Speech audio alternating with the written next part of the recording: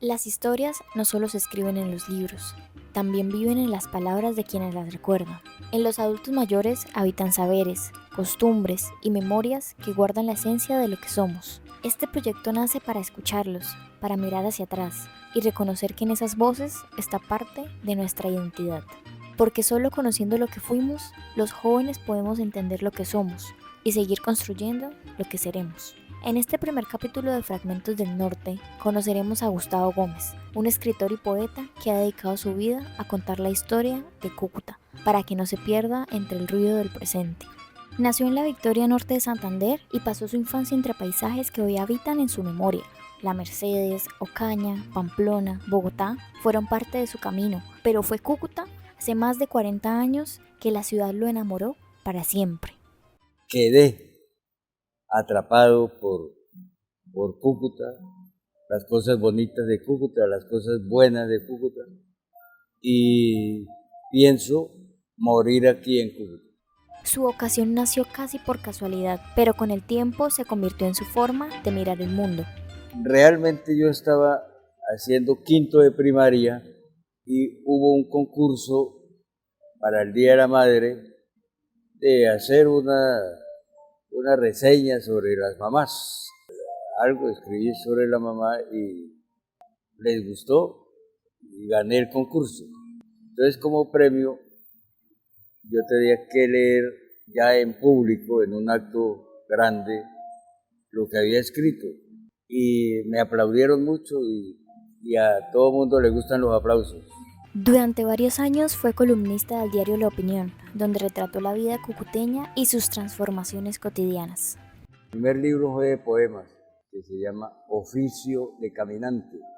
Son poemas del pueblo, de las calles, de la infancia y algunos aplicados aquí a Cúcuta. Pero al lado de ese, armé un libro con las crónicas escritas, con las columnas, que se llamó Se acabaron las vírgenes. Una de las crónicas se llamaba así, donde decía que yo había salido a pasear por Cúcuta y no había encontrado ninguna virgen. Me refería a las paredes blancas de antes, que eran vírgenes, y todas las habían manchado con avisos y con fotos y no sé qué. Y entonces se acabaron, al final dice, se acabaron las paredes vírgenes de Cúcuta. La literatura fue su forma de resistir al olvido. Entre versos y crónicas, Gustavo convirtió a Cúcuta en protagonista de sus letras, como si cada palabra fuera una fotografía del alma de la ciudad. Yo soy un enamorado de Cúcuta, pero de las cosas que me preocupan de Cúcuta es que la gente, sobre todo la gente joven, no conoce a Cúcuta. Entonces nuestra identidad cucuteña se está perdiendo. El cucuteño raizal puro de aquí, se perdió, se evaporó. Entonces yo digo, hay que rescatar los valores nuestros para que la juventud aprenda qué es Cúcuta y qué fue Cúcuta. Es que Cúcuta tiene una historia maravillosa, valiosa. Entonces mi interés con todos los escritos sobre Cúcuta es despertar, sobre todo en la juventud, porque los viejos ya vamos llegando al fin y todo, pero ¿quién va a quedarse con la historia? Sus libros buscan precisamente eso, rescatar lo que el tiempo intenta borrar. Entre calles antiguas, historias y personajes, Gustavo escribe para que la memoria no se desvanezca. Existían aquí las famosas quintas. La Quinta Teresa es una quinta hermosa. Eso era una casa común y corriente. Donde es hoy la Opinión, eso era una quinta. Al frente de la Opinión, al lado abajo, era otra quinta. Las casas eran, más que casas, eran quintas. Eso se acabó. ¿Por qué se acabó? Porque llegó el progreso. El recuerdo de esas casas debiera estar en nuestra memoria, la memoria colectiva, que la gente sepa cómo vivía la gente antes. En cada casa antigua vive un fragmento de la ciudad que fue. Detrás de cada puerta había una familia, un personaje, una historia que tejía la identidad de Cúcuta.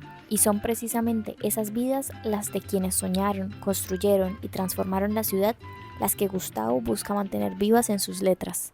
Camilo Daza. Camilo Daza tiene una historia interesante desde niño. Vivían en Pamplona, pero tenían una finca por los lados de Mutiscua, y él una vez hizo unas alas de cartón y desde la terraza de la casa se mandó, porque él quería volar como las aves. Siendo aviador, él compró su avión. De eso vivía él, la gente le pagaba para que le diera la vuelta sobre Cúcuta. El primer aviador de Colombia, que no lo conocemos, ¿no? Aeropuerto Camilo Daza, nadie pregunta quién fue ese señor. Esos personajes y leyendas no solo existen en las palabras, también se transforman en símbolos, en banderas, lugares, cosas que nos representan y nos recuerdan quiénes somos, aunque a veces los pasemos por alto. Nadie sabe que Cúcuta se llama así porque la tribu era de los indios cúcutas y que el cacique se llamaba cacique Cúcuta y que la palabra Cúcuta significa algo así como tierra de duendes. La parte indígena no se sabe, no se conoce y sería maravilloso darla a conocer. Si uno pregunta cuáles son los símbolos fuera de la bandera y el escudo de la ciudad, nadie sabe. Nosotros nos llamamos toches y no sabemos que es que uno de los símbolos es el turpial de amarillo y negro, que canta muy bonito y que se llama toche, y que aquí hubo una gran afluencia de turpiales y entonces se asociaba los turpiales toches con la gente de aquí, el autóctono de aquí, toche, y la palabra toche se fue como degenerando para dar a entender que alguien medio pendejo, es que es un toche, pero el toche en sí, el turpial, es uno de nuestros símbolos, ¿sí?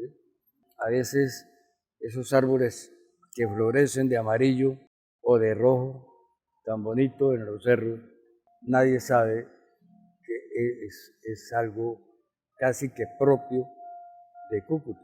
Como llegó tanta gente, lo que decíamos antes, la identidad cucuteña se perdió. El habladito que teníamos nosotros así como arrastradito, como del campo, como se perdió. Tratamos de parecernos más a lo de otras partes. Hemos perdido la identidad. Gustavo habla con nostalgia de una identidad cucuteña que poco a poco se ha ido perdiendo, pero entre esa melancolía también encuentra una forma de resistencia, la poesía. ¿Cómo se inspira para escribir poesía sobre una ciudad que cambia, pero que sigue viva en su memoria? Cuando uno hace poesía, se inspira en cualquier cosa. Una mujer es fuente de inspiración. Las bellezas que tenemos aquí, no solo de mujeres, sino de paisajes. El río Pamplonita, antiguamente bajaba por la avenida Primera. Al otro lado había monte, potreros. Entonces los urbanizadores, ¿qué hicieron?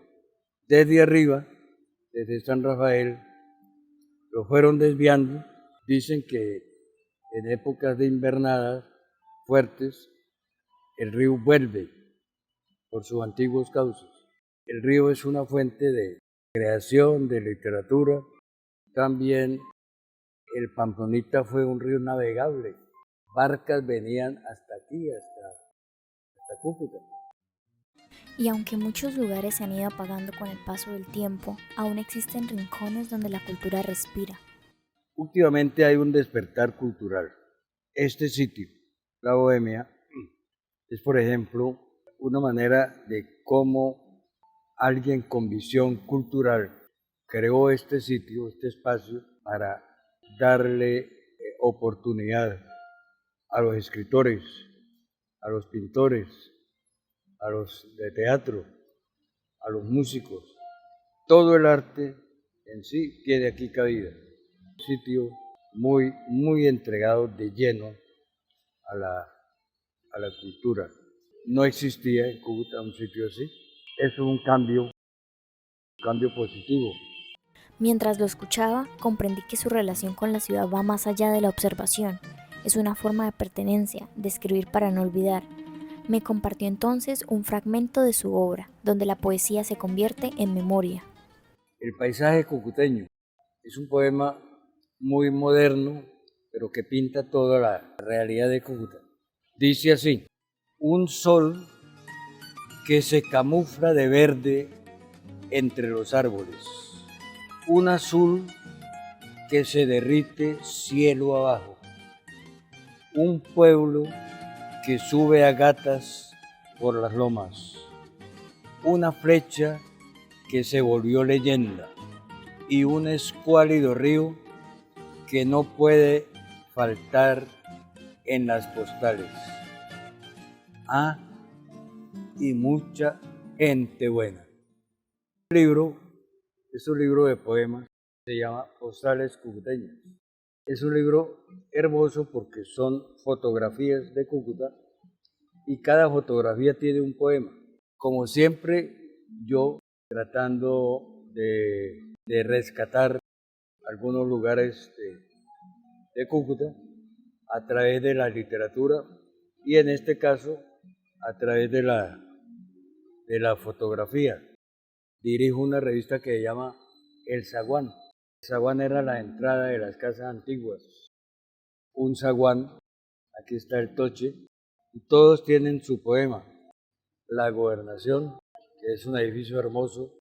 Después de leer su poema, Gustavo me dijo algo que resume todo lo que significa amar un lugar, que no basta con recordarlo o escribirlo, hay que vivirlo, sentirlo todos los días. Vivir intensamente a Cúcuta para recordarla, no permitir que se pierda, hay que recordarla siempre. Vaya donde vaya uno, debe estar siempre en el fondo del corazón, en el fondo de la mente y en todas partes, Cúcuta, la ciudad con la gente más buena, la gente más agradable que hay. Disfrutemos de lo que es Cúcuta. Seamos como los niños, curiosos. Un niño se entusiasma con todo lo que ve. Entonces nosotros no. Nos falta interesarnos por las cosas pequeñas. Entonces disfrutar a Cúcuta. Disfrutarla. Los arreboles de Cúcuta, los atardeceres son preciosos. La luna cucuteña. Tienen muchas cosas para uno maravillarse de Cúcuta. Vamos a querer más a Cúcuta. Entre sus letras y recuerdos, Gustavo Gómez recuerda que escribir también es conservar. Gustavo Gómez Archila es más que un escritor, es un portador de memorias. Nos recuerda que cada historia contada es una forma de mantener viva la memoria, pero las palabras no solo viven en los libros, también se escuchan en la calle, en la voz de quienes hacen comunidad, en los relatos que se cuentan entre vecinos, en las esquinas, en las plazas. En el siguiente capítulo conoceremos esas otras voces, las que no escriben, pero también preservan la memoria colectiva de Cúcuta y sus alrededores.